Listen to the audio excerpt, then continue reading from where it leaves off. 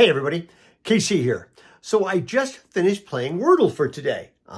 This is something I do every day, and if you don't know Wordle, first of all, I suspect you've been living under a rock.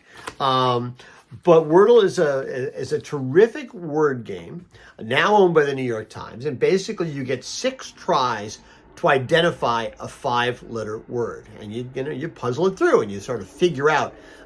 You use vowels, lots of different ways to come at it. Mrs. Content Guy, she does it every day too. She always starts with the same word, which is a rise, because that allows her to use 3 vowels, A, I, and E.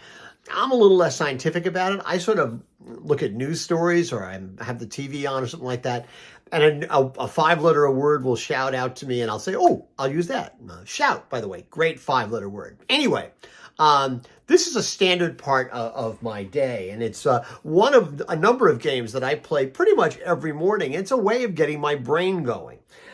There's another game. New York Times bought Wordle, but they started their own game called Connections, and Connections is really, really interesting. It's basically they give you 16 words, and you have to figure out how to group them in groups of 4 in ways that show they're connected. It can be sometimes maddening, sometimes obtuse, but it's always challenging. And then there's the mini crossword, which I play every day. I haven't got time to do the whole New York Times crossword. Love the mini crossword. And the thing is, these, like I said, these are part of every day. Mrs. Content Guy plays them too.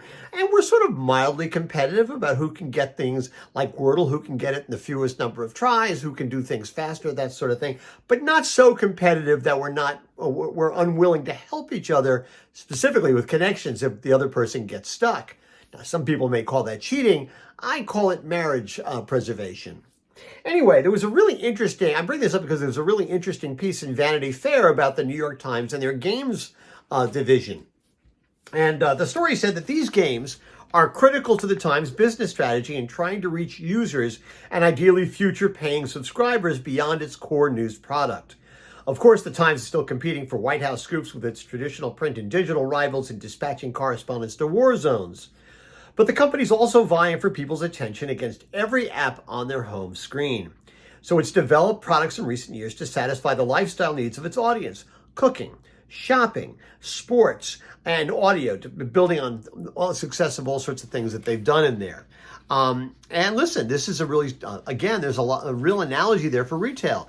You're not just competing against the retailers you thought of yourself as competing against in the past, like the guys across the street down the road. You're competing with a lot of different people in a lot of different venues, online, brick and mortar. It's really important to identify the competition fairly widely when you're considering what your value proposition is going to be.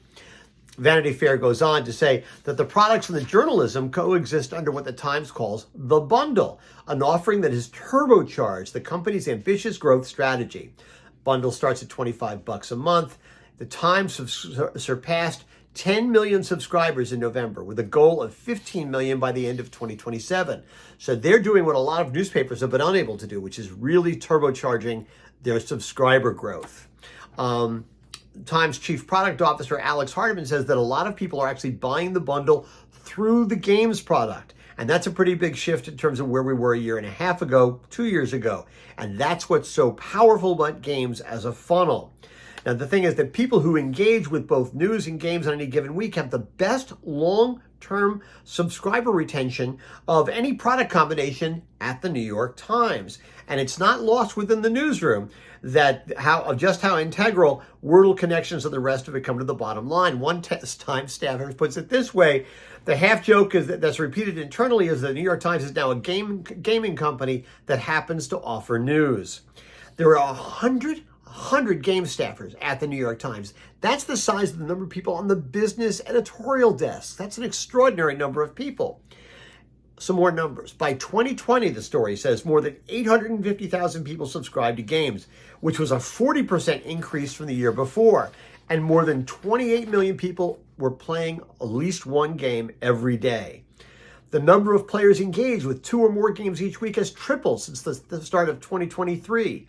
The publisher said that the audience of people playing games other than Wordle has experienced record growth in the past year. By October, the Times said that the group had more than doubled in size over 12 months.